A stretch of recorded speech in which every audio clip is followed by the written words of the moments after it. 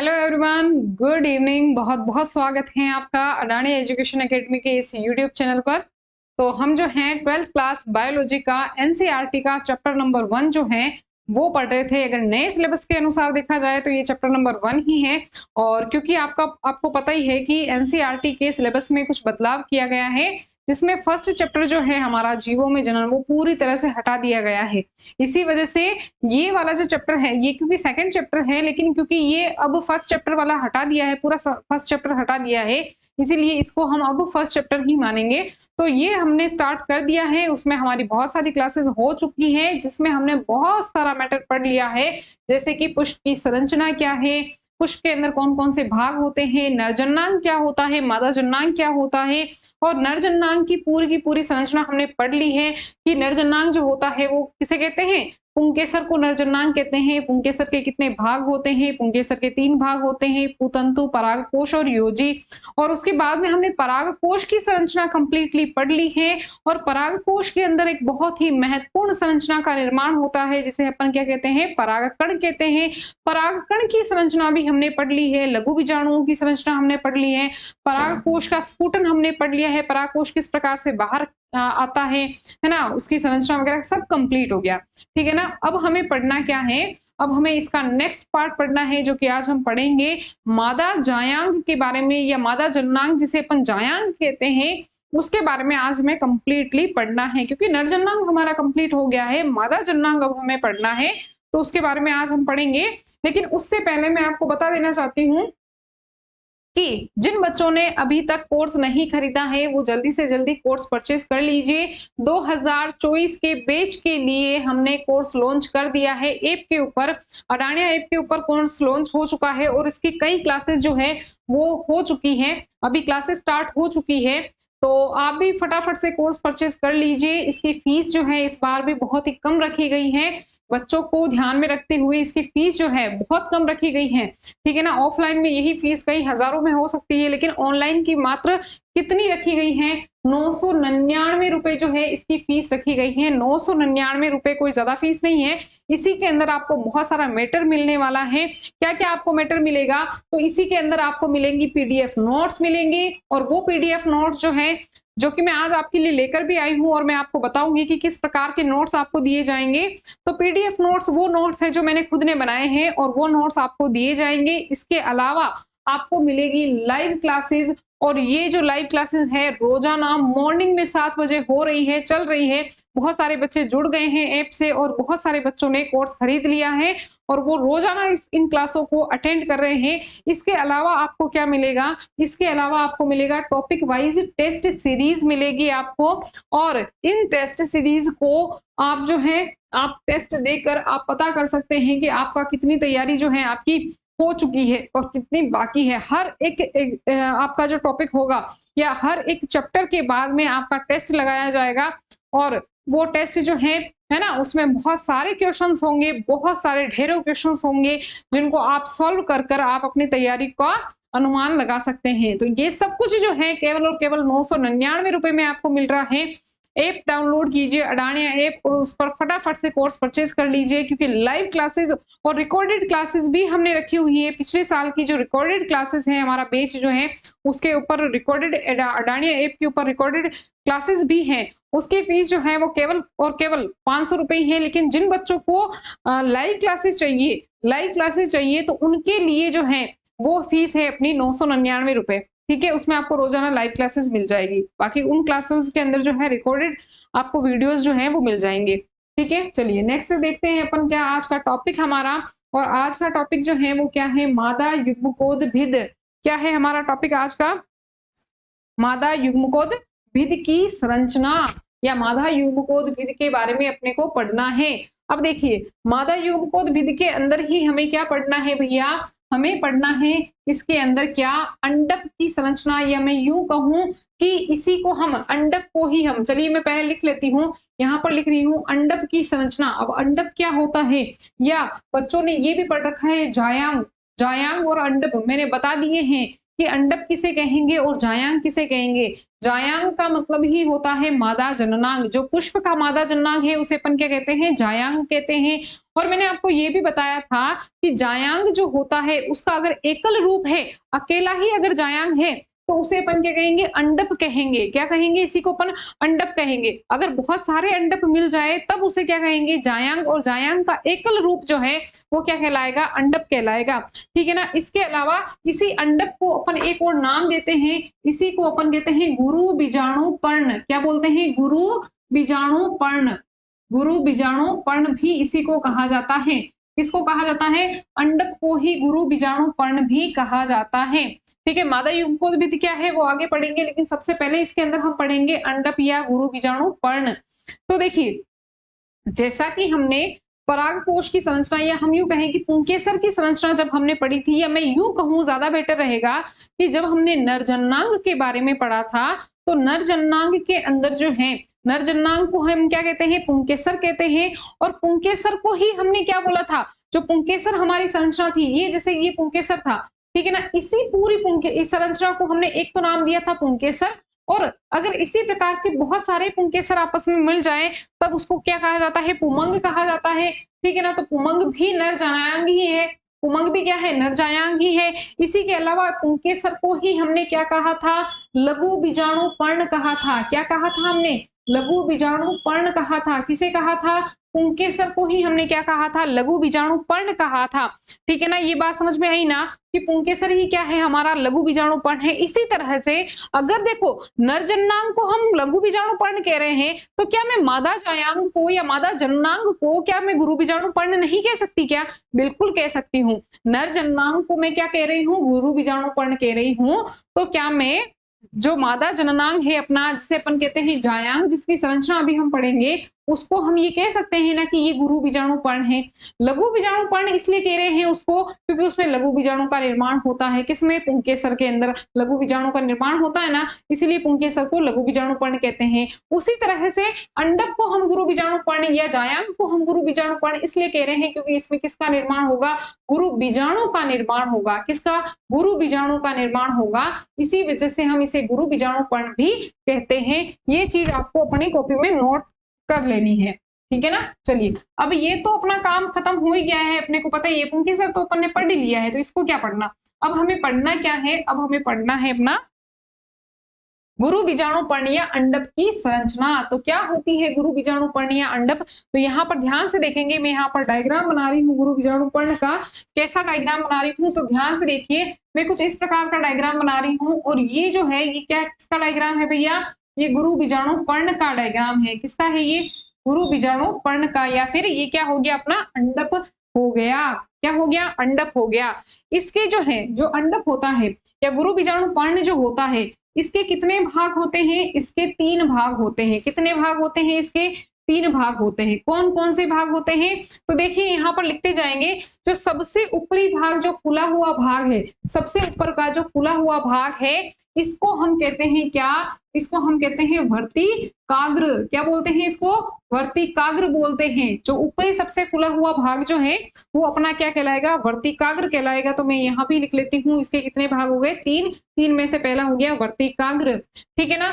फिर हम देखते हैं कि वर्तिकाग्र के नीचे जो फूला हुआ, सॉरी, नीचे जो सकरा हुआ भाग है ना, नीचे का ये जो सकरा हुआ भाग है या नलिकाकार भाग है, इसी को अपन क्या कहते हैं, इसी को हम कहते हैं वर्तिका। क्या बोलते हैं इसको, वर्तिका बोलते हैं। तो इसका सेकेंड वाला जो पार्ट हो गया अपना, वो क्या कहलाएगा, वर्तिका कहलाएगा। क्या कहलाएगा अपना, वर्तिका कहलाएगा।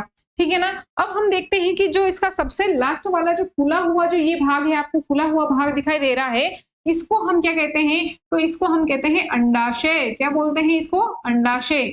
ठीक है ना। यहाँ पर मैं लिख सकती हूँ ना कि ये तीसरा भाग जो हो गया वो क्या हो गया, अंडाशय हो गया, अंडाशय। ठीक है ना, ये हो गया आपका अंडाशय। तो 3 भाग हो गए इसके, किसके, अंडप या गुरु बीजाणु पर्ण के जो है वो 3 भाग हो गए। पहला हो गया वर्तिकाग्र, दूसरा वर्तिका, तीसरा अंडाशय। अब इसको एक एक के बारे में पढ़ते हैं कि एक एक का काम क्या है। जैसे सबसे पहले मैं बात करती हूँ किसकी, वर्तिकाग्र की बात करती हूँ। जो सबसे पहला जो पार्ट है वर्तिकाग्र, तो देखो अंडप का सबसे ऊपर वाला जो भाग है, सबसे ऊपर वाला भाग है वो कौन है, वर्तिकाग्र। और सबसे ऊपर होने के साथ साथ ये कैसा दिखाई देता है आपको, फ्लास्क नुमा। फ्लास्क जानते हो ना, हम हमारे घरों के अंदर फूलदानी जिसे अपन कहते हैं फूल रखने के लिए जिसका उपयोग करते हैं उसको अपन फ्लास्क ही कहते हैं ना, तो ये आपको पूरा फ्लास्क जैसा दिखाई देगा, ठीक है। जिसका ऊपरी भाग है हमारा कौन, वर्तिकाग्र। और ये वर्तिकाग्र काम क्या करता है, तो आप सभी बच्चे पढ़ चुके हैं कि जो परागकोश जो होता है ना, परागकोश जो होता है अपना, जैसे मैं यहाँ पर बना लेती हूँ, ये हो गया अपना परागकोश। और जो परागकोश होता है उसके अंदर क्या बनते हैं, परागकण बनते हैं। और ये परागकोश जब फट जाता है, यहाँ से मान लो ये टूट गया, ये परागकोश फट गया, तो इस समय ये परागकण कहाँ आ जाते हैं, बाहर आ जाते हैं। कहाँ आ जाते हैं, ये बाहर आ जाते हैं, ठीक है ना। और बाहर आकर अब ये कहीं ना कहीं घूमने तो जाएंगे, और इनका जो मेन जो हम यूं कह सकते हैं कि इनका जो जाने का स्थान जो है, या यहाँ ये कहाँ पर जाएंगे, तो ये कहाँ पर जाएंगे, यहाँ से होते हुए ये कहाँ पर जाएंगे, इस वर्तिकाग्र पर आएंगे। कहाँ आएंगे, ये वर्तिकाग्र पर। क्यों आए हैं यहाँ पर और आना क्यों जरूरी है, वो सब हम डिटेल में पढ़ेंगे। लेकिन परागकोश का जब स्फुटन होता है, और मैं पढ़ा चुकी हूँ परागकोश का स्फुटन क्या हो जाता है, होता है परागकोश का जब स्फुटन होता है तो परागकण बाहर निकलते हैं, और यही परागकण बाहर निकलकर कहाँ पर चले जाते हैं, ये वर्तिकाग्र पर चले जाते हैं। कहाँ चले जाते हैं, वर्तिकाग्र पर। तो ध्यान से सुनिएगा, तो इसका मतलब मैं ये कह सकती हूँ कि वर्तिकाग्र जो है वो पराग कणों का क्या है, पराग कणों का प्लेटफॉर्म है। क्या है, प्लेटफॉर्म। प्लेटफॉर्म क्या होता है, जैसे मैं कहूँ कि जो एरोप्लेन है उसका प्लेटफॉर्म होता है ना। प्लेटफॉर्म का मतलब क्या होता है, जैसे रेलगाड़ी है तो रेलगाड़ी का प्लेटफॉर्म हो गया, क्या हो गया, मतलब जहां पर वो आके रुकेगा। तो यहाँ से भी परागकण निकलकर यहाँ पर वर्तिकाग्र पर आकर रुक गए ना, तो इसका मतलब है कि वर्तिकाग्र क्या हो गया, वर्तिकाग्र जो है वो परागकणों का क्या हो गया, प्लेटफॉर्म हो गया, जहां पर आकर जो है जहां पर आकर जो है परागकण क्या है होंगे, बैठ जाएंगे, यहाँ पर आकर बैठ जाएंगे। ठीक है, वर्तिकाग्र समझ में आ गया। फिर हम बात करते हैं वर्तिका की। तो वर्तिका क्या संरचना है भैया, तो वर्तिका जो है ये वो संरचना है जो वर्तिकाग्र को और अंडाशय को क्या करती है, जोड़ने का काम करती है। वर्तिकाग्र और अंडाशय को जोड़ने का काम वर्तिका ही तो करेगी, क्योंकि बीच में कौन है, वर्तिका है। और यहीं से होकर क्या निकलती है, हमारी पराग नलिका निकलती है। ठीक है, पराग नलिका क्या होती है ये भी मैं बता चुकी हूँ कि जो पराग कण होता है, पराग कण से एक नलिका निकलती है, वो कौन सी होती है, वो होती है पराग नलिका। तो ये जो नलिका है जो कि अंडाशय में प्रवेश करेगी बाद में, है ना, तो इसी को अपन क्या कहते हैं, इसको अपन कहते हैं पराग नली। क्या बोलते हैं इसको, पराग नली या पराग नलिका। ठीक है ना। तो पराग नली जो होती है वो वर्तिका से होती हुई नीचे की ओर जाती है। वर्तिका वो स्थान है जो इसको क्या करेगी, इसको स्थान देगी, या वर्तिका वो संरचना है जो इसको स्थान देगी जहां से होकर क्या निकलेगी, अपनी पराग नली निकलेगी। और फिर ये पराग नली कहाँ चली जाएगी, अंडाशय के अंदर चली जाएगी। दो संरचनाएं आपको कंप्लीट है ना, दो संरचनाएं कौन कौन सी, पहली अपन ने पढ़ी वर्तिकाग्र। वर्तिकाग्र वो संरचना है जहां पर आकर परागकण बैठते हैं, है ना। परागकण का क्या हो गया, ये प्लेटफॉर्म हो गया जहां पर परागकणों को धारण किया जाता है, वो होती है वर्तिकाग्र। ऊपरी भाग होता है, थोड़ा चौड़ा भाग होता है और फ्लास्क नुमा होता है। फिर हमने बात की वर्तिका की, तो वर्तिका एक नलिकाकार संरचना है, एक सक्रिय संरचना है जो कि वर्तिकाग्र को और अंडाशय को जोड़ने का काम करती है। कौन, वर्तिका। और यहीं से होकर परागनली जो है वो अंडाशय में प्रवेश करती है। अब बात आती है मेन संरचना की, जो सबसे इंपॉर्टेंट संरचना है। जैसे कि हमने पढ़ा था पुंकेसर में, पुंकेसर की जो इंपॉर्टेंट संरचना थी वो कौन सी थी, सबसे ज्यादा इंपॉर्टेंट परागकोश, क्योंकि इसी के अंदर परागकण का निर्माण हो रहा था और परागकण के अंदर नरयुग्मकों का निर्माण हुआ था, है ना। उसी तरह से जो अंडाशय है, अंडाशय जो है वो भी बहुत ही इंपॉर्टेंट संरचना है, क्योंकि इसी के अंदर मादा युग्मक का निर्माण होगा। किसका निर्माण होगा, मादा युग्मक का। तो अब हम बात कर लेते हैं अंडाशय की। तो अंडाशय भैया क्या होता है, सबसे नीचे वाला, यानी किसका नहीं है, किसका भाग है, ये अंडक का सबसे निचला भाग और फूला हुआ भाग होता है। अंडक का सबसे निचला और फूला हुआ भाग होता है, जिसे अपन क्या कहते हैं, अंडाशय कहते हैं। और अंडाशय सबसे नीचे वाला और फूला हुआ भाग है। और इसके अलावा इसी में सब कुछ होना है, सब सारी इंपॉर्टेंट क्रिया इसी में होनी है। इसी में नर युग्मक आएगा और इसी में बनेगा क्या, मादा युग्मक बनेगा। दोनों का मिलाप होगा, निषेचन की प्रक्रिया होगी, भ्रूण का निर्माण होगा, सब कुछ इसी के अंदर होना है। लेकिन ध्यान से सुनना कि अंडाशय के अंदर भी एक बहुत ही इंपॉर्टेंट संरचना है, बहुत ही इंपॉर्टेंट संरचना है। उसका नाम मैं यहाँ पर लिख रही हूं, हे भगवान। तो देखिए, जो अंडाशय होता है, अंडाशय के अंदर जो है क्या पाई जाती है, बहुत ही इंपॉर्टेंट संरचना पाई जाती है, जो कि अंडाकार संरचनाएं होती है, छोटी छोटी सी संरचनाएं होती है। उनका नाम क्या है, अंडाशय के अंदर जो छोटी छोटी सी फूली हुई संरचनाएं, गोलाकार संरचनाएं जो होती है, अंडाकार संरचनाएं जो होती है, उनको हम कहते हैं बीजांड। क्या बोलते हैं उसको? बीजांड बोलते हैं। क्या बोलते हैं? बीजांड। इसका मतलब क्या हो गया कि जो हमारा अंडक है या गुरु बीजाणु पर्ण जो है, गुरु बीजाणु पर्ण का ही एक भाग है अंडाशय, और इसी अंडाशय के अंदर आपको संरचनाएं मिलेगी। क्या? कौन सी संरचनाएं? बिल्कुल छोटी-छोटी सी संरचनाएं, गोलाकार, अंडाकार संरचनाएं जो आपको मिलेगी, है ना? ये इस प्रकार की कुछ संरचनाएं होती है। तो इस प्रकार की गोलाकार, अंडाकार संरचनाएं जो आपको मिलेगी, उसको अपन क्या कहेंगे? बीजांड कहेंगे। क्या होगा ये? क्या कहलाएगा ये? बीजांड कहलाएगा। ठीक है ना? तो इसी को अपन क्या कहेंगे? बीजांड कहेंगे।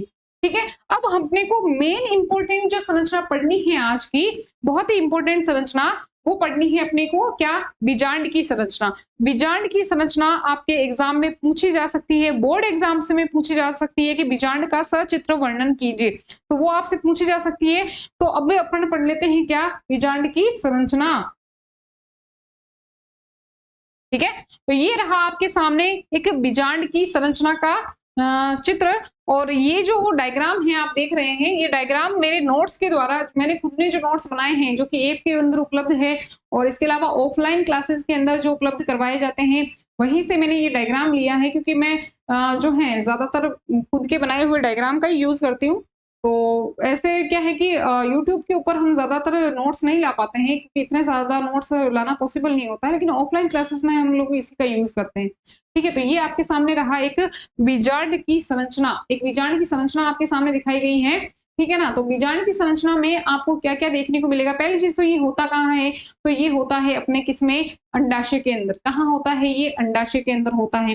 समझ में आई क्या बात? और ध्यान से सुनिएगा कि मैं ये कह रही हूँ कि ये अंडाशय में होता है, और ये जैसे कि मान लीजिए कि ये जो है, ये रहा अपना अंडाशय। क्या है ये? अंडाशय। और अंडाशय के अंदर ये एक संरचना द्वारा जुड़ा होता है। क्या होता है? ये एक संरचना द्वारा इस प्रकार से ये अंडाशय से जुड़ा हुआ होता है ना? आपको इस प्रकार की एक संरचना दिखाई देगी। तो ये जो संरचना है आपको कहाँ दिखाई दे रही है? ये देखिए, ये जो संरचना है आपको, है ना?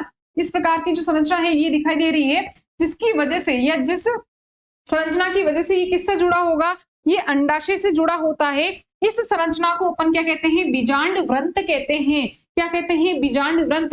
यानी कि बीजांड व्रंत कौन सी संरचना है? तो बीजांड व्रंत वह संरचना है जिसकी वजह से बीजांड जो होगा वो अंडाशय से जुड़ा होगा।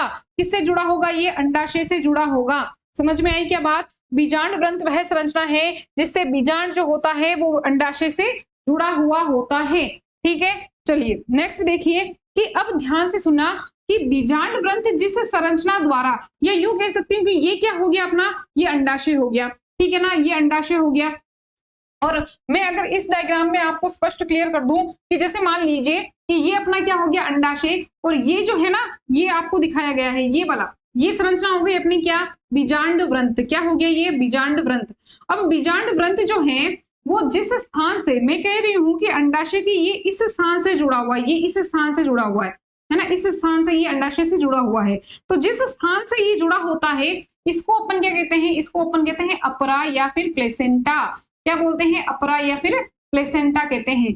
यानी कि यूं कह सकती हूँ कि बीजांड व्रंत अंडाशय के जिस स्थान से, ये जिस भाग से जुड़ा होता है ऊपर, उसको अपन क्या कहते हैं? अपरा या फिर प्लेसेंटा कहते हैं।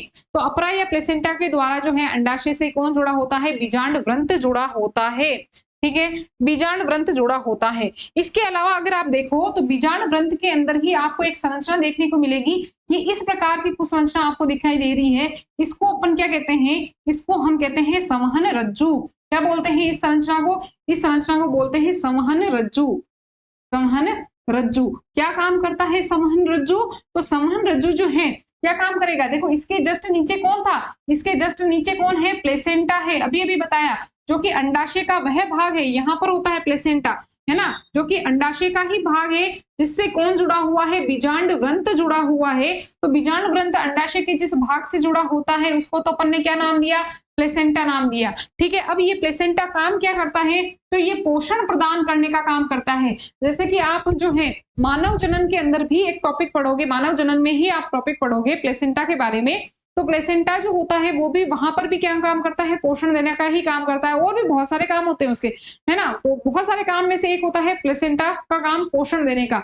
तो यहाँ पर भी ये प्लेसेंटा जो है ये क्या काम करेगा, यहाँ पर होता है प्लेसेंटा, और प्लेसेंटा क्या काम करता है, इस भ्रूण को, या यूं सॉरी भ्रूण नहीं कह सकते इसको, इसको कहेंगे हम बीजांड, है ना। बीजांड को जो है वो क्या करता है, पोषण देने का काम करता है। कौन करेगा, ये प्लेसेंटा। लेकिन यहां से पोषण ले जाने का काम कौन करेगा, यहां से बीजांड तक पोषण ले जाने का काम कौन करेगा, वो करेगा कौन, संवहन रज्जु। तो संवहन रज्जु जो होता है वो प्लेसेंटा से पोषण लेकर किसको देता है, बीजांड को देता है। किसको, बीजांड को देता है। ठीक है ना। चलिए इसको एक काम करते हैं, मैं आगे वाली जो है अपनी स्लाइड उसके ऊपर यहाँ पर बना देती हूँ ताकि आपको और अच्छे से क्लियर हो जाएगा। तो यहाँ पर देखिए, ध्यान से देखिए। तो यहाँ पर मैंने क्या बनाया, सबसे पहले तो मैंने बनाया था, आपको पता है मैंने क्या बना दिया यहाँ पर, ये जो है ये संरचना है एक, ये संरचना है, और ये संरचना किसकी है, ये बीजांड ग्रंथ की है, बीजांड ग्रंथ की। अब इसी के अंदर आपको कुछ इस प्रकार की संरचना देखने को मिलेगी, इस प्रकार की आपको संरचना देखने को मिलेगी, और ये कुछ इस प्रकार की आपको संरचना उसमें और देखने को मिलेगी। अभी मैं समझा दूंगी सब कुछ, और यहाँ पर कुछ आपको इस प्रकार की संरचना भी देखने को मिलेगी। ठीक है।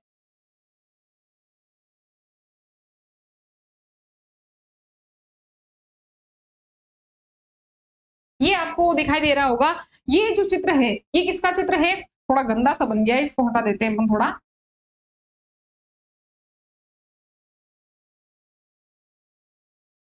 ये जो आपके सामने चित्र है ये किसका चित्र है, ये बीजांड का चित्र है। किसका है, बीजांड का। और मैंने क्या कहा था कि बीजांड के अंदर जो एक बीजांड जो होता है, जिस अंडाशय के जिस भाग से जुड़ा होता है, जिस संरचना के द्वारा जुड़ा होता है, उसको अपन ने क्या नाम दिया, उसको हमने कहा बीजांड व्रंत। क्या बोला इसको अपन ने, बीजांड व्रंत कहा है। अभी बस इतना ही पढ़ा है कि बीजांड व्रंत अपन ने पढ़ लिया है। इसके अलावा इसके अंदर एक संरचना पाई जाती है जिसको अपन क्या कहते हैं, संवहन रज्जु कहते हैं। और संवहन रज्जु क्या काम करता है, तो संवहन रज्जु जो होता है ये पोषण ले जाने का काम करता है, पोषक पदार्थों को ले जाने का काम करता है। किसमें, ये इस बीजांड के अंदर पोषण ले जाने का काम करता है। ये जो संरचना है ना, ये क्या है, पोषण, ये जो है पूरी की पूरी संरचना ये किसकी है, बीजांड की संरचना है। और ये अपना क्या हो गया, बीजांड व्रंत हो गया। ठीक है ना। अब देखिए, अब इसमें ध्यान से देखिएगा, यहाँ पर देखिए, यहाँ पर ये वाली जो संरचना है ये तो है बीजांड ग्रंथ की, किसकी है, बीजांड ग्रंथ की। और ये जो आपको ऊपर दिखाई दे रहा है ये कौन है, ये बीजांड है, ये बीजांड है। और बीजांड व्रंत जो होता है, बीजांड के जिस स्थान से जुड़ा होता है, देखो यहाँ पर ध्यान से सुनना, यहाँ पर ध्यान से देखना, ये देखो ये वो स्थान है, ये वाला वो स्थान है जहां पर ये बीजांड ग्रंथ इस बीजांड से जुड़ा हुआ है। इसको अपन क्या कहते हैं, इसको हम कहते हैं नाभिका। क्या बोलेंगे, इसको नाभिका बोलेंगे। बीजांड ग्रंथ जो होता है वो बीजांड से जिस स्थान के द्वारा जुड़ा होता है इसको अपन क्या कहते हैं, नाभिका कहते हैं। कंप्लीट है यहाँ तक, नाभिका, या इसी को बोल देंगे हाइलम। हाइलम या नाभिका जो होती है वो संरचना होती है जिसके द्वारा बीजांड ग्रंथ किससे जुड़ा होगा, बीजांड से जुड़ा होगा। ठीक है ना। चलिए फिर देखिए क्या कि ये है अपना अपना क्या है, ये है बीजांड, पूरे बीजांड, ये पूरा बीजांड है। ठीक है ना। इस बीजांड के चारों तरफ क्या पाए जाते हैं, ये जो आपको संरचना दिखाई दे रही है जो कि मैंने इस प्रकार से बनाई है, ये संरचना किसकी हो गई, ये जो संरचना है इनको हम बोलते हैं अध्यावरण। क्या बोलते हैं इनको, अध्यावरण बोलते हैं। क्या बोलते हैं, अध्यावरण। अध्यावरण क्या होता है, तो बीजांड के चारों ओर दो या दो से अधिक, या फिर एक भी हो सकता है, दो भी हो सकता है, इस प्रकार का कुछ आवरण पाया जाता है जिसे अपन क्या कहते हैं, अध्यावरण कहते हैं। बीजांड के चारों ओर जो आवरण होता है उसी को अपन क्या कहते हैं, अध्यावरण कहते हैं। अब ये जो अध्यावरण है इनकी संख्या जो है हर एक बीजांड के अंदर अलग अलग हो सकती है, हर बीजांड में अलग अलग होती है। किसी में एक हो सकता है, किसी में दो हो सकते हैं, और किसी में अध्यावरण होता ही नहीं है। अगर किसी में दो अध्यावरण है तो इसमें हम क्या कह सकते हैं कि ये, जैसे कि ये वाला अध्यावरण हो गया, ये कौन सा अध्यावरण हो गया, ये बाह्य अध्यावरण हो गया, बाह्य अध्यावरण। और ये अंदर वाला है तो इसको अपन क्या कह देंगे, आंतरिक अध्यावरण या अंतः अध्यावरण। क्या बोल देंगे, आंतरिक या आंतरिक या फिर अंतः अध्यावरण बोल देंगे। तो बीजांड जो होता है, बीजांड के चारों ओर दो या दो से अधिक, वैसे दो से अधिक तो नहीं होते, नॉर्मली दो ही होते हैं, या फिर एक होता है, या फिर होते ही नहीं है। इस प्रकार के क्या होते हैं, आवरण होते हैं, जिसे अपन क्या कहते हैं, अध्यावरण कहते हैं। और अध्यावरण जो होते हैं, अगर बाहर वाला अध्यावरण है तो उसे बाह्य अध्यावरण कह देंगे, अंदर है तो उसको क्या कह देंगे, आंतरिक अध्यावरण कह देंगे। ठीक है, आंतरिक अध्यावरण अपन कह देंगे। अब ध्यान से देखना, जिस स्थान पर अध्यावरण नहीं होता है, जिस स्थान पर देखो ये वाला स्थान ऐसा है जहां पर अध्यावरण नहीं है, तो जिस स्थान पर अध्यावरण नहीं होगा इस स्थान को अपन क्या कहते हैं, इसको हम कहते हैं बीजांड द्वार। क्या बोलते हैं? बीजांड द्वार। और इसी बीजांड द्वार से जो है पराग नलिका अंदर की ओर प्रवेश करती है। इसी बीजांड द्वार से पराग नलिका क्या करेगी? अंदर की ओर प्रवेश करेगी। तो जिस स्थान पर बीजांड के चारों ओर अध्यावरण नहीं होते हैं, है ना, जिस स्थान पर अध्यावरण नहीं होंगे उसको अपन क्या कहेंगे? बीजांड द्वार कहेंगे। और ध्यान से सुनिएगा कि जो बीजांड द्वार है, जैसे कि मान लीजिए ये डायग्राम दिखा देती हूँ मैं आपको। ये देखिए, ये यहाँ पर क्या है? बीजांड द्वार है। और ये स्थान कौन सा है? नाभिका है। नाभिका है। और ये वाला जो स्थान है जहां पर क्या नहीं है? अध्यावरण नहीं है, वो क्या है? बीजांड द्वार है। अब इसके जस्ट सामने वाला जो भाग है, यानी कि मैं इस डायग्राम में देखूं तो बीजांड द्वार के जस्ट ऊपर का जो ये भाग है, इसको अपन क्या बोलते हैं? इसको हम कहते हैं निभाग। क्या बोलते हैं? निभाग। तो देखो यहाँ पर नाभिका है और यहाँ पर क्या है? निभाग है। ठीक है ना? नाभिका वो संरचना है जिसके अंदर क्या होता है? नाभिका क्या संरचना है? तो बीजांड ग्रंथ को जो बीजांड से जोड़ने वाली संरचना है वो तो कौन है? नाभिका है। जबकि जहां अध्यावरण अनुपस्थित है उसे अपन बीजांड द्वार कहते हैं। और बीजांड द्वार के बिल्कुल विपरीत या ऊपर की ओर जो संरचना होती है उसे अपन क्या कहते हैं? उसे हम कहते हैं निभाग। क्या बोलते हैं? उसे निभाग बोलते हैं। तो निभाग कहाँ हो गया? ऊपर की संरचना हो गई, है ना, ऊपर, जस्ट ऊपर की ओर, सबसे ऊपरी भाग जो हो गया वो अपना क्या हो गया? निभाग हो गया। ठीक है ना? अब बीजांड द्वार कंप्लीट है, निभाग कंप्लीट है और अध्यावरण हमने पढ़ लिया है। अब ध्यान से सुनिएगा कि इसी बीजांड द्वार, या यूं कह सकते हैं कि इसी बीजांड के अंदर जो सबसे इंपॉर्टेंट जो इसकी संरचना होती है, सबसे महत्वपूर्ण जो इसकी संरचना होती है, वो कौन सी होती है? तो ध्यान से देखिएगा, जो सबसे इंपॉर्टेंट इसकी संरचना है या महत्वपूर्ण संरचना है उसका नाम है बीजांड काय। क्या है इसका नाम? बीजांड काय। जो ये जो संरचना है, जो कि सबसे इंपॉर्टेंट संरचना है इसकी, इसी को अपन क्या कहते हैं? बीजांड काय कहते हैं। और बीजांड काय जो संरचना है ये इसकी सबसे महत्वपूर्ण संरचना है। और ये जो बीजांड काय संरचना है इसके अंदर क्या पाई जाती है बच्चों? इसके अंदर पाई जाती है कोशिकाएं। क्या पाई जाती है? इसमें पाई जाती है कोशिकाएं। और ये जो कोशिकाएं होती हैं ये मृदुतक कोश या मृदुतक, जो उत्तक होता है ना अपना, उससे बनी होती है, मृदुतक से बनी होती हैं। ये कोशिकाएं जो होती हैं बीजांड काय के अंदर, जो कोशिकाएं हैं ये वाली, ये मृदुतक से बनी होती हैं। और ये जो मृदुतक कोशिकाएं जो होती हैं ये कैसी होती हैं? ये द्विगुणित होती हैं। द्विगुणित का मतलब समझ में आया क्या? ये जो होती है ये द्विगुणित होती है, मतलब इसमें गुणसूत्रों की संख्या जो होगी वो क्या होगी? बराबर होगी, आधी नहीं होगी। द्विगुणित यानी कि पूरी गुणसूत्र है इसके अंदर, पूरे के पूरे गुणसूत्र हैं, तो ये कैसी होती है? द्विगुणित होती हैं। बीजांड काय की जो कोशिकाएं होती है वो मृदुतकीय कोशिकाएं होती हैं और ये कैसी होती हैं? द्विगुणित होती हैं। अब भी आपको जो है इसके अंदर इस प्रकार की अंडाकार संरचना दिखाई दे रही है, जो खाली खाली संरचना है। इस खाली खाली संरचना, वैसे ये खाली नहीं होती है, इसमें भी संरचना और कोशिकाएं होती है। तो बीजांड द्वार जो अपना बीजांड काय जो है ना, बीजांड काय जो है इसके अंदर एक और संरचना पाई जाती है, जिसको मैं कुछ और कलर से बना देती हूँ। ये वाली जो आपको संरचना दिखाई दे रही है इसको अपन क्या कहते हैं? तो इसे हम क्या कहते हैं भैया? इसे हम कहते हैं भ्रूण कोश। क्या बोलते हैं इसको? भ्रूण कोश बोलते हैं, कोश नहीं रे, कोश बोलते हैं। यहाँ पर ध्यान से समझने की बात है कि इसको हम क्या कहेंगे? भ्रूण कोश कहेंगे। पोष नहीं है ये, पोष अलग से आएगा। भ्रूण कोश क्या कहे, कौन सी संरचना है? तो भ्रूण कोश पाया जाता है किसके अंदर? बीजांड काय के अंदर। यहाँ तक कंप्लीट है क्या? फिर से एक बार मैं आपको समझा देती हूँ क्या? देखो ध्यान से सुनना, ध्यान से सुनना। ये हो गया अपना क्या? देखो यहाँ पर फिर से समझा रही हूँ। ये हो गया अपना क्या? ये हो गया अपना बीजांड काय। और बीजांड काय के अंदर जो है वो कौन सी संरचना है? भ्रूण कोश है। बीजांड काय के अंदर कोशिकाएं पाई जाती है, ये इसकी बीजांड काय की कोशिकाएं हो गई। और ये जो कोशिकाएं होती हैं ये कैसी होती है? ये मृदुतकीय कोशिकाएं हैं। और मृदुतकीय कोशिकाएं होने के साथ साथ ये कैसी है? द्विगुणित कोशिकाएं हैं। कैसी है ये? द्विगुणित कोशिकाएं हैं। ये अपना क्या हो गया? बीजांड काय हो गया। क्या हो गया? बीजांड काय। इन्हीं बीजांड काय के चारों ओर जो है क्या पाए जाते हैं? अध्यावरण। ठीक है ना?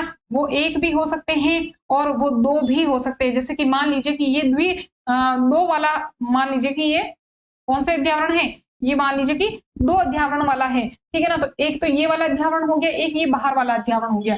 ये इस प्रकार से जो है, इस प्रकार से ये आते हैं और ये इस प्रकार से आगे जाकर किसका निर्माण कर देंगे? यहाँ पर आगे जाकर ये बीजांड ग्रंथ का निर्माण कर देंगे। तो ये तो अपने पास में कौन हो गया? ये हो गया अपने पास में बीजांड ग्रंथ हो गया। ठीक है? बीजांड ग्रंथ हो गया। ठीक है? और बीजांड ग्रंथ जो होता है वो इस बीजांड से जिस स्थान से जुड़ा होता है उसको अपन क्या कहते हैं, उसको हम कहते हैं नाभिका। क्या बोल देते हैं, नाभिका बोल देते हैं या हाइलम बोल देते हैं। इसी को हाइलम भी कहा जाता है या फिर नाभिका भी कहा जाता है। ठीक है, अब देखो जहां पर देखो ये वाले क्या हो गए, ये दोनों ही क्या हो गए भैया, ये दोनों ही जो है अध्यावरण हो गए। क्या हो गए, अध्यावरण हो गए। ये दोनों संरचनाएं किसकी है, अध्यावरण की संरचना है। तो ये हो गई अपने अध्यावरण, या यूं कह सकते हैं कि दो प्रकार के हो सकते हैं अध्यावरण, एक तो आंतरिक अध्यावरण और एक बाह्य अध्यावरण। अब बीजांड के जिस स्थान पर अध्यावरण नहीं पाया जाता है इस स्थान को अपन क्या कहते हैं, इस स्थान को अपन कहते हैं बीजांड द्वार। क्या बोलते हैं, बीजांड द्वार बोलते हैं। अब इस बीजांड का जो सबसे इंपॉर्टेंट पार्ट जो है वो कौन सा है, वो है बीजांड काय। जो देखो बीच में है ना, इसी को अपन क्या कह लेते हैं, इसको अपन कह देते हैं बीजांड काय। ये हो गया अपना बीजांड काय। ठीक है ना, ये बीजांड काय हो गया। अब बीजांड काय के अंदर कौन है, बीजांड काय के अंदर है हमारी जो सबसे महत्वपूर्ण संरचना, सबसे इंपॉर्टेंट संरचना, जिसका नाम क्या है, भ्रूण कोश। क्या नाम है इसका, भ्रूण कोश। यहां तक अब सभी को क्लियर हो गया होगा, सबको क्लियर हो गया होगा भैया, क्योंकि इतना मैंने 2-3 बार समझा दिया है तो ये वाली संरचनाएं सबको समझ में आ गई होगी। इसके अलावा मैंने क्या बताया था, जो बीजांड द्वार होता है उसके जस्ट ऊपर की ओर जो भाग होता है इसको अपन क्या बोलते हैं, निभाग बोल देते हैं। क्या बोल देते हैं इसको, निभाग बोल देते हैं। ठीक है, अब हमें इंपॉर्टेंट क्या पढ़ना है, भ्रूण कोश के बारे में। अच्छा एक चीज और मैं बता दूं आपको, क्या कि एक चीज मैं बता देती हूँ कि जो अपना इसका पूरा है ना इंपॉर्टेंट संरचना का, तो देखो अंडप जो होता है ना, अंडप का ही एक भाग होता है क्या, अंडाशय। क्या होता है, अंडाशय। ठीक है ना, इसी अंडाशय के अंदर क्या पाया जाता है, बीजांड पाया जाता है। इसके अंदर, अंडाशय के अंदर। और बीजांड के अंदर जो है, बीजांड के अंदर कौन सी संरचना होती है, बीजांड काय होता है। क्या होता है, बीजांड काय होता है। ठीक है ना, और इसी बीजांड काय के अंदर जो है वो कौन सी संरचना है, भ्रूण कोश की संरचना है। कौन सी संरचना है अपनी, भ्रूण कोश की संरचना है। ये आपको इंपॉर्टेंट चीज ध्यान रखनी है कि अंडक का ही एक भाग है अंडाशय, अंडाशय के अंदर है बीजांड, बीजांड के अंदर है बीजांड काय, और बीजांड काय के अंदर है अपना भ्रूण कोश। ठीक है ना, अब मैं भ्रूण कोश की संरचना जो है मैं यहीं पे बता देती हूँ। भ्रूण कोश जो है वो कौन सी संरचना है भैया, ये वाली जो आपको बीच वाली जो संरचना दिखाई दे रही है ना, है ना, चलो दूसरे कलर से बना दी जाए, तो ये मैं रेड कलर में बना रही हूँ। ये वाली जो संरचना दिखाई दे रही है ये किसकी संरचना है भैया, ये भ्रूण कोश की संरचना है। और भ्रूण कोश जो होता है वो क्या होता है, तो यहाँ पर समझा देती हूँ भ्रूण कोश क्या होता है। तो देखो भ्रूण कोश है ना, भ्रूण कोश है, ये भ्रूण कोश नहीं है। तो भ्रूण कोश जो है वो कैसी संरचना है, ये क्या है, ये तो ध्यान से समझना कि भ्रूण कोश जो है वो 7 कोशिकीय, ये क्वेश्चन कई बार पूछा गया है। भ्रूण कोश जो है वो 7 कोशिकीय और 8 केंद्रकीय संरचना है। कैसी है, 7 कोशिकीय और 8 केंद्रकीय संरचना है। अब आप कहोगे कि इसका क्या मतलब है, 7 कोशिकीय और 8 केंद्रकीय। तो ध्यान से देखना कि भ्रूण कोश को मैं यहाँ पर बड़ा करके बता रही हूँ, ये भ्रूण कोश है और भ्रूण कोश की संरचना मैं यहाँ पर बता रही हूँ कि भ्रूण कोश के अंदर होता क्या है। यहाँ पर 3 कोशिकाएं जो होती है, भ्रूण कोश के अंदर क्या होता है, यहाँ पर 3 कोशिकाएं जो होती है वो तो होती है ऊपर की ओर, 3 कोशिकाएं ऊपर की ओर होती है। इसके अलावा यहाँ पर आपको 3 कोशिकाएं जो मिलेगी वो कहाँ होगी, नीचे की ओर। यहाँ पर 3 कोशिकाएं आपको क्या मिलेगी, नीचे की ओर आपको मिलेगी, ये इस प्रकार से। ठीक है, ये 3 कोशिकाएं नीचे की ओर मिलेगी, 3 कोशिकाएं ऊपर की ओर मिलेगी, और बीच में जो है, बीच में आपको कौन सी कोशिका मिलेगी, बीच में आपको मिलेगी एक अलग ही कोशिका, बीच में ये वाली कोशिका हो गई। तो बताओ कोशिकाओं की संख्या कितनी हो गई, 3 ऊपर, 3 नीचे और एक बीच में, 3 3 6 और 1 7। तो बताओ ये 7 कोशिकीय हुआ कि नहीं हुआ, बिल्कुल हुआ। ठीक है, अब आप कहोगे कि 8 केंद्रकीय का क्या मतलब है, कोशिका जब 7 है तो केंद्रक 8 कैसे हो सकते हैं, बिल्कुल हो सकते हैं। कैसे हो सकते हैं भैया, तो ध्यान से सुनना, ऊपर वाली जो तीनों कोशिकाएं हैं उसमें एक एक केंद्रक रख दो, नीचे वाली तीनों कोशिकाएं हैं उसमें एक एक केंद्रक रख दो। कितने हो गए, 6 केंद्रक हो गए ना। अब बचे 2 केंद्रक, तो पता वैसे ही चल रहा है क्या कि दोनों केंद्रक को अपन कहाँ रख देंगे, इनके बीच में रख देंगे, यहाँ पर बीच में रख देंगे। ठीक है, तो 2 केंद्रक यहाँ बीच में चले गए। ठीक है, तो अब देखो कितने केंद्रक हुए, 3 3 6 और 7 8। 2 केंद्रक बीच में क्यों आए और कैसे आए ये हम आगे पढ़ेंगे, लेकिन अभी के लिए इतना ध्यान रखो कि ये कैसी संरचना हो गई, 7 कोशिकीय 8 केंद्रकीय। 7 तो कोशिकाएं हो गई इसमें और केंद्रक कितने हो गए, 8 केंद्रक हो गए। अब इनका नामकरण कर लिया जाए, बिल्कुल कर लिया जाए। तो ऊपर वाली जो कोशिकाएं हैं, सबसे ऊपर वाली कोशिकाएं, इनको हम कहते हैं एंटीपोडाल सेल या फिर इन्हीं को प्रतिध्रुवी या फिर इन्हीं को क्या कहा जाता है, इन्हीं को प्रतिमुखी कोशिकाएं भी कहा जाता है। प्रतिमुखी कोशिकाएं, है ना, प्रतिमुखी या प्रतिध्रुवी या फिर इसी को एंटीपोडाल सेल भी कहा जाता है। चलो मैं इधर लिख लेती हूँ, जगह नहीं बचेगी मेरे। इन्हीं को एंटीपोडाल सेल भी कहा जाता है, एंटीपोडाल सेल भी इन्हीं को कहा जाता है। ठीक है ना, जो ऊपर वाली कोशिकाएं हैं, ये जो ऊपर वाली कोशिकाएं हैं, इन्हीं को प्रतिध्रुवी या फिर इन्हीं को प्रतिमुखी कोशिकाएं या फिर एंटीपोडाल सेल कहा जाता है। ये अलग है ना, ये अलग, तो इन्हीं को एंटीपोडाल सेल भी कहा जाता है। चलिए, नीचे वाली जो ये आपको तीनों कोशिकाएं दिखाई दे रही है, इन तीनों कोशिकाओं को एक साथ में, इन तीनों कोशिकाओं को एक साथ में क्या कहा जाता है, इन तीनों कोशिकाओं को एक साथ में कहा जाता है अंड समुच्चय। क्या कहा जाता है इनको? अंड समुच्चय कहा जाता है। क्या कहा जाता है? अंड समुच्चय, अंड समुच्चय कहा जाता है। ठीक है, इनको कहा जाता है अंड समुच्चय। एक साथ में अगर इनको अंड समुच्चय कह रहे हैं तो इनके अलग अलग नाम है क्या? बिल्कुल नाम है। क्या है? तो बीच वाली जो आपको अंडाकार कोशिका दिखाई दे रही है, इसको तो हम क्या बोलेंगे? अंड कोशिका। क्या बोलेंगे इसको? अंड कोशिका। देखो, बीच वाली जो कोशिका आपको बड़ी और अंडाकार दिखाई दे रही है, जो मैंने पिंक कलर की दिखाई दे रही है आपको, है ना, इसको हम क्या बोलेंगे? इनको हम बोलेंगे अंड कोशिका बोलेंगे। ठीक है, और जो आपको साइड में ये जो कोशिकाएं दिखाई दे रही है, ये वाली और ये वाली, ठीक है, इसको भी इसी के साथ में लिख रही हूँ। ये दोनों जो साइड में कोशिकाएं हैं, इनको हम बोलते हैं सहायक कोशिका। क्या बोलते हैं? सहायक कोशिका, इन्हीं को बोलते हैं। ठीक है ना, तो दोनों साइड वाली तो कौन सी हो गई? सहायक कोशिका। बीच वाली कौन सी हो गई? अंड कोशिका हो गई। कंप्लीट है। अब आती है हमारी बीच वाली कोशिका, जो सबसे सेंटर में कोशिका है, उसका नाम क्या है? तो उसका मैं यहाँ पर लिख लेती हूँ। इसी को हम क्या बोलते हैं? केंद्रीय कोशिका, या फिर इसी को हम बोलते हैं ध्रुवीय कोशिका। क्या बोलते हैं इसको? ध्रुवीय कोशिका बोलते हैं, जिसमें केंद्रक कितने होते हैं? 8 केंद्रक। सॉरी, कितने केंद्रक होते हैं? 2। अरे टोटल होते हैं 8, तो इसमें तो कितने होंगे? 2 केंद्रक होंगे। ठीक है ना, तो ये जो पूरी संरचना है वो कौन सी संरचना है? भ्रूणकोश की संरचना है, जिसमें 3 ऊपर की कोशिकाओं को प्रतिमुखी या प्रतिध्रुवी या एंटीपोडाल सेल कहेंगे। 3 नीचे वाली कोशिकाओं को एक साथ कहा जाता है अंड समुच्चय। और अगर इनका अलग अलग नाम देखें तो जो बीच वाली कोशिका है उसको तो अपन क्या कहेंगे? अंड कोशिका कहेंगे। और जो साइड वाली कोशिका है उसको क्या कहेंगे? सहायक कोशिका कहेंगे। और जो बीच वाली कोशिका है उसको अपन क्या कहेंगे? ध्रुवीय कोशिका कहेंगे। ये सब नाम याद रखने पड़ेंगे भैया, सब नाम याद रखने पड़ेंगे। ऐसा नहीं इतनी सारे नाम कैसे याद रखेंगे, बीजांड में इतनी संरचनाएं हैं, कैसे याद रखने पड़ेंगे? रखने पड़ेंगे, कुछ नहीं कर सकते उनका। ठीक है ना, तो भ्रूण कोश की संरचना कैसी होगी? 7 कोशिकाएं 8 केंद्र की। 7 तो कोशिकाएं हो गई और 8 क्या हो गए? केंद्र हो गई। ये क्वेश्चन कई बार पूछा जा चुका है बोर्ड एग्जाम में भी और अदर एग्जाम में भी। अब इसमें मैं पीछे की ओर बनाऊं, अगर इसी को इसमें पीछे की ओर बनाऊं तो अभी आपको समझ में आ जाएगा ना कि ऊपर वाली ये 3 कोशिकाएं हैं, ये 3 कोशिकाएं कौन सी होगी? प्रतिमुखी या प्रतिध्रुवी कोशिका। नीचे की ओर जो 3 कोशिकाएं हैं वो कौन सी होगी? अंड समुच्चय, जिसमें बीच वाली कोशिका को क्या कहेंगे? अंड कोशिका। साइड वाली कोशिका को क्या कहेंगे? दोनों को सहायक कोशिका। ठीक है ना, और ये वाली जो बीच में कोशिका है जिसमें 2 केंद्रक हैं, इसको क्या कहेंगे? इसको क्या कहेंगे? ध्रुवीय कोशिका कहेंगे। ये हो गया आपका एक पूरा का पूरा बीजांड की संरचना।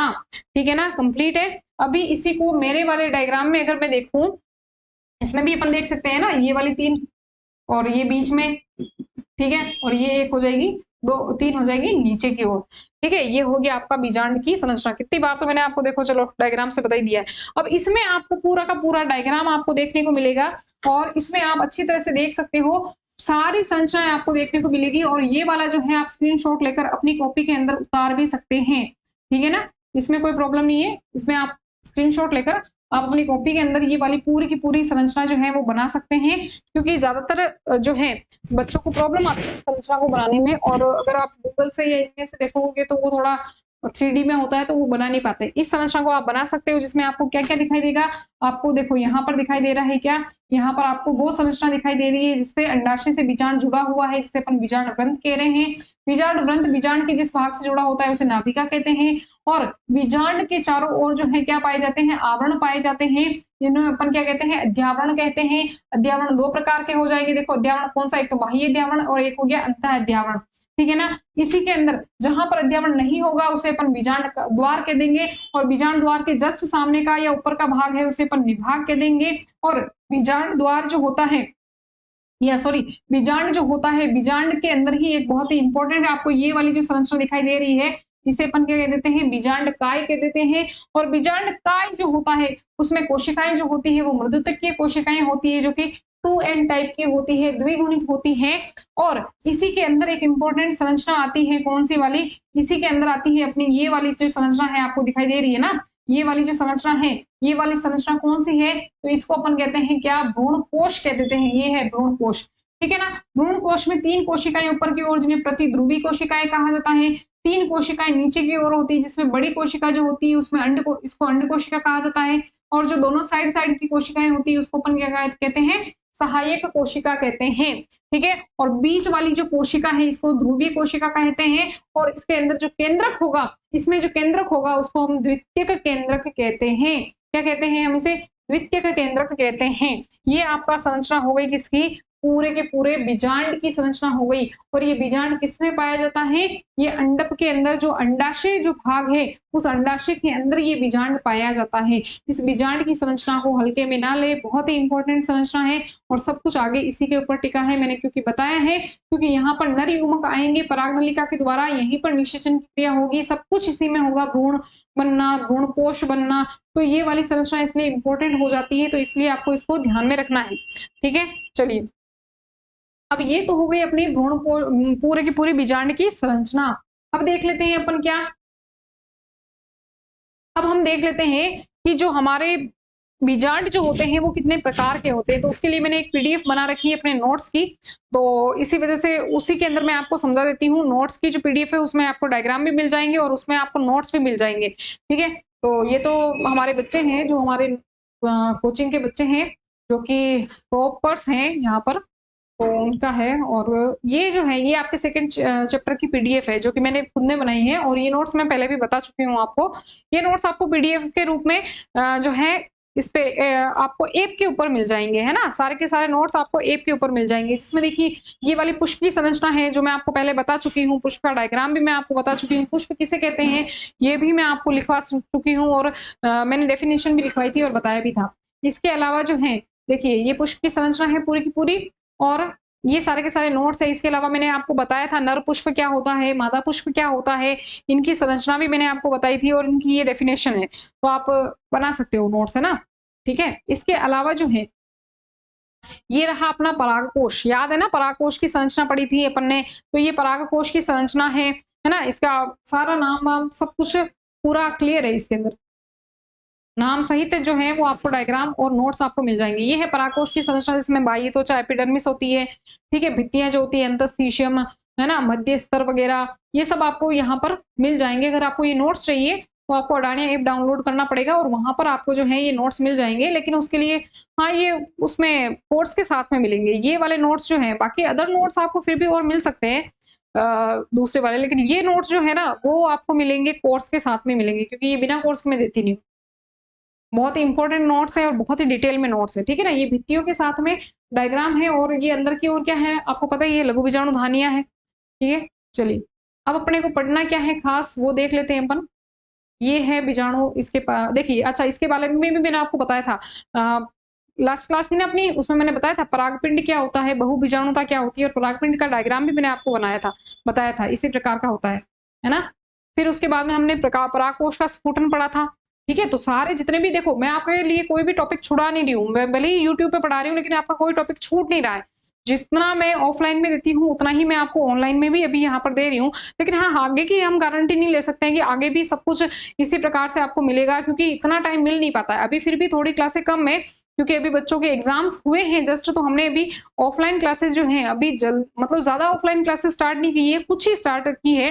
तो इसलिए टाइम मिल जाता है तो हम लोग ऑनलाइन ले रहे हैं यूट्यूब पे, लेकिन उसके बाद में टाइम जो है थोड़ा कम मिलेगा, तो पूरा नहीं हो पाएगा अपना कोर्स, है ना। तो इसीलिए बच्चों को मैं बार बार बोलती हूँ कि जिन भी बच्चों को पूरा कोर्स पढ़ना है, वो बच्चे जो है वो आप क्या कर सकते हैं, आप खरीद सकते हैं, पूरा कोर्स खरीद सकते हैं। ऐप के ऊपर पूरा कोर्स आपको उपलब्ध हो जाएगा। ये परागकण की संरचना है, जो कि मैंने आपको पढ़ा दी है ना। ये पूरा अपन ने पढ़ लिया है। और इसके अलावा जो है अपने को अब क्या पढ़ना है? अच्छा देखो, अभी-अभी मैंने बताया था ना, गुरु बीजाणु पर्ण अथवा अंडप।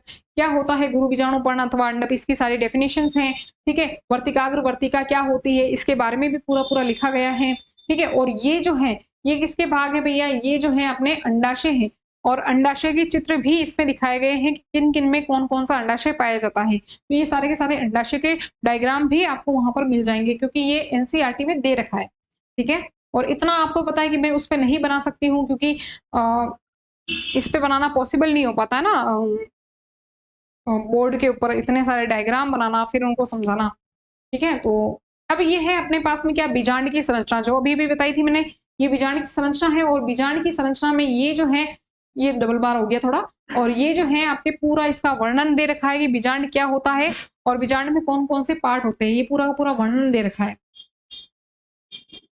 ठीक है? अब आता है अपने पास में क्या, बीजांड के प्रकार। क्या आते हैं? बीजांड के प्रकार, कि बीजांड कितने प्रकार के होते हैं, ये भी एक टॉपिक है आपका। वैसे तो एनसीईआरटी में इतना डिटेल में नहीं दे रखा है, लेकिन कई एग्जाम्स में इसमें से क्वेश्चन पूछा गया है कि बताइए प्रतीप बीजांड किसमें मिलता है, ठीक है ना? इस तरह से बहुत सारे क्वेश्चन आपके पूछे जाते हैं। तो सबसे पहले हम बात करते हैं बीजांड के प्रकार की। तो बीजांड के प्रकार में सबसे पहला प्रकार आता है अपना कौन सा वाला, ऋजु बीजांड। क्या आता है? ऋजु बीजांड। अब ऋजु बीजांड की विशेषता क्या है, तो देख लो।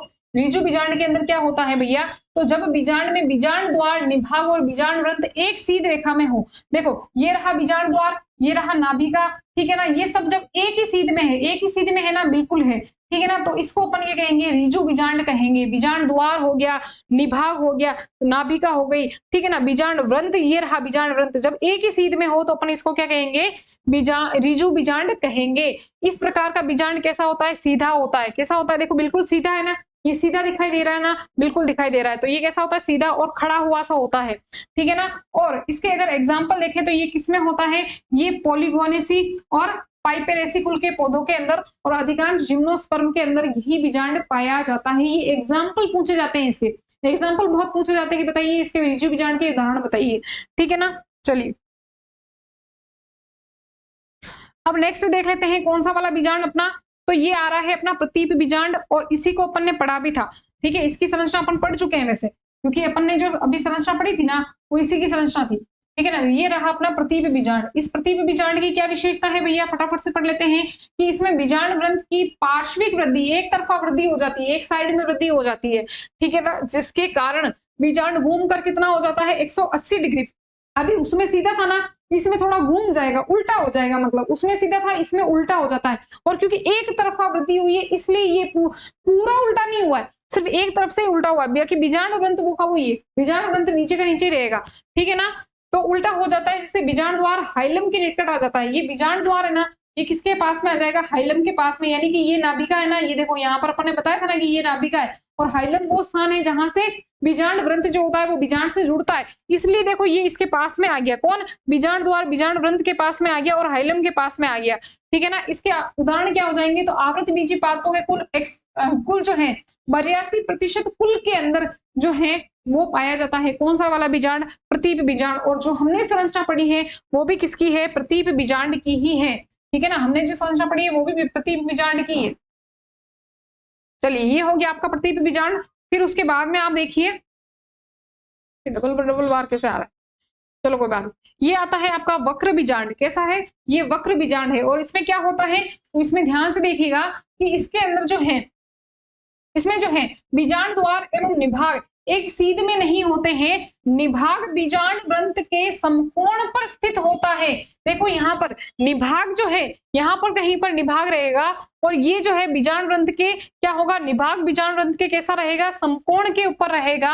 और तथा बीजांड काय एवं भ्रूण कोश दोनों घोड़े के नाल की तरह मुड़ जाते हैं। ये देखो ये घोड़े के नाल की तरह मिल गए, मुड़ गए ना, ये देखो इस तरह से मुड़ गए, ठीक है ना? तो इसी को अपन क्या कहेंगे, वक्र बीजांड कहेंगे। और उदाहरण क्या हो जाएंगे इसके, क्रूसीफेरी और लेग्यूमिनेसी कुल के जो पादप हैं उनके अंदर जो है इस प्रकार का बीजांड जो है पाया जाता है।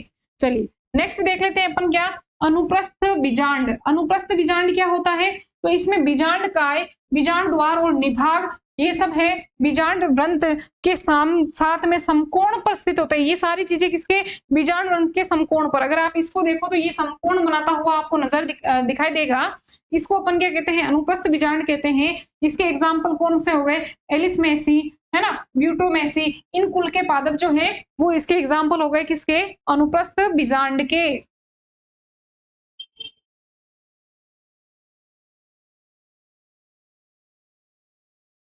ठीक है, चलिए मैं इसमें से इसलिए पढ़ा रही हूँ क्योंकि आपको पता है कि इतने सारे डायग्राम वहां पर बना बना के बताना फिर पॉसिबल नहीं हो पाता है। फिर नेक्स्ट देखिए अर्धप्रतीप बीजांड। और अर्धप्रतीप बीजांड क्या होता है, तो जब बीजांड द्वार और निभाग, कौन, बीजांड द्वार और निभाग जो होते हैं वो एक क्षैतिज रेखा में स्थित होते हैं। बीजांड द्वार तो ये रहा, बीजांड द्वार तो ये रहा, और एक अपना नाभिक, ये देखो एक सीधी रेखा में स्थित है, ये बिल्कुल एक सीधी रेखा में स्थित है ना, तो इसी वजह से इसको क्या कहेंगे अपन, कौन सा वाला बीजांड हो गया ये कौन सा भाग हो गया इसका, अर्ध प्रतीप, आधा प्रतीप हो गया। प्रतीप बीजांड आपको पूरा 180 पे घूम जाता है, ये फिर आधा ही घूम पाता है ना, तो इसलिए ये सीध में हो जाते हैं, बीजांड द्वार और निभाग सीध में हो जाते हैं, इसलिए इसको कहा जाता है अर्ध प्रतीप बीजांड। और ये उदाहरण कौन से हो जाएंगे, रेनन कुलेसी, एग्जाम्पल हो गए रेनन कुलेसी, और प्रीमुलेसी कुल के पादप जो होते हैं इसके एग्जाम्पल हो जाते हैं। चलिए ठीक है ना, अब आता है नेक्स्ट अपना क्या, वक्र बीजांड। वक्र का, अच्छा ये तो अपन ने वैसे ही पढ़ लिया ना, कुंडलित बीजांड है ना, कुंडलित बीजांड। अब कुंडलित बीजांड में क्या होता है, तो इसमें बीजांड वृंत अधिक लंबा होने के कारण पूरा बीजांड जो होता है वो 360 डिग्री के ऊपर घूम कर जाता है, जिससे बीजांड वृंत बीजांड के चारों ओर से घेर लेता है। अब ये बीजांड वृंत इसके चारों ओर से इसको घेर लेगा, और ये कितना हो जाएगा, 360 डिग्री के ऊपर ये क्या होगा, घूम जाएगा, 360 डिग्री के ऊपर घूम जाएगा। और ये किसमें पाया जाता है, तो इसका उदाहरण क्या हो गया अपने पास में, उदाहरण हो गया प्लम्बेस जिनेसी और कैक्टेसी कुल के पादप। प्लम्बेजिनेसी और कैक्टेसी कुल के पादप जो हैं वो इसके एग्जाम्पल हो गए। ये मैंने फटाफट से इसलिए करवाए हैं क्योंकि इसके एग्जाम्पल ही पूछे जाते हैं, डिटेल में आपको नहीं पूछा जाएगा, ज्यादातर एग्जाम्पल इसके पूछे जाते हैं, तो किसका क्या एग्जाम्पल है वो आपको ध्यान में रखना है बस। ठीक है ना, तो ये हो गए अपने पास में क्या, बीजांड के प्रकार।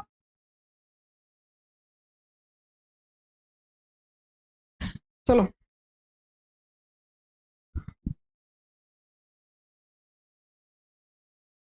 तो ये संरचना जो हो गई अपनी आज की क्या, बीजांड की संरचना कंप्लीट है, जिसमें मैंने आपको बता दिया है कि बीजांड की संरचना के अंदर क्या-क्या चीजें होती हैं, किस प्रकार की इसकी संरचना होती है। ये कंप्लीटली आपके एग्जाम में पूछा जाता है कि बीजांड की संरचना का वर्णन कीजिए। तो वैसे भी नोट्स आपको दिखाए हैं अभी मैंने आपको, और बीजांड की संरचना जो है वो आप इसका स्क्रीनशॉट लेकर आप एग्जाम में आराम से ये डायग्राम बना सकते हैं, इसमें कोई प्रॉब्लम नहीं है, सारा आपको क्लियर हो जाएगा इसी से, और डायग्राम से ही आप नोट्स भी बना सकते हो। ठीक है, तो आज की क्लास में यहीं तक, मिलते हैं कल वाली क्लास के अंदर इसी टाइम पे। तो बने रहिए राणिया एजुकेशन एकेडमी के साथ में, और जिन बच्चों ने सब्सक्राइब नहीं कर रखा है वो सब्सक्राइब कर ले, ताकि आपकी जो आने वाली क्लासेस हैं उनका नोटिफिकेशन आपको टाइम पे मिल जाए, है ना। ऐसा ना हो कि भाई क्लास चल रही है और अपने को पता ही नहीं हो और फिर हम बाद में देखें। तो आप फटाफट से सब्सक्राइब कर लीजिए, ताकि जितनी भी बार आपकी क्लासेस जितनी भी बार होगी उतनी बार आपको फटाफट से नोटिफिकेशन मिल जाएगा, ताकि आप क्लासेस जो है वो टाइम पे देख सकें। और अगर आपको क्लासेस अच्छी लग रही हैं तो लाइक करें, सब्सक्राइब करें और शेयर करना ना भूलें। उन बच्चों को शेयर कीजिए जो कि जो बच्चे कोचिंग में अपनी बहुत सारी महंगी फीस नहीं दे पाते हैं, और घर पर ही बैठकर जो बच्चे तैयारी कर रहे हैं उन बच्चों को ज्यादा से ज्यादा ये क्लासेस शेयर कर कीजिए, क्योंकि ये हिंदी मीडियम के लिए प्रॉपर्ली हमने क्लासेस चलाई हैं, तो उन बच्चों को फायदा हो सके। Thank you.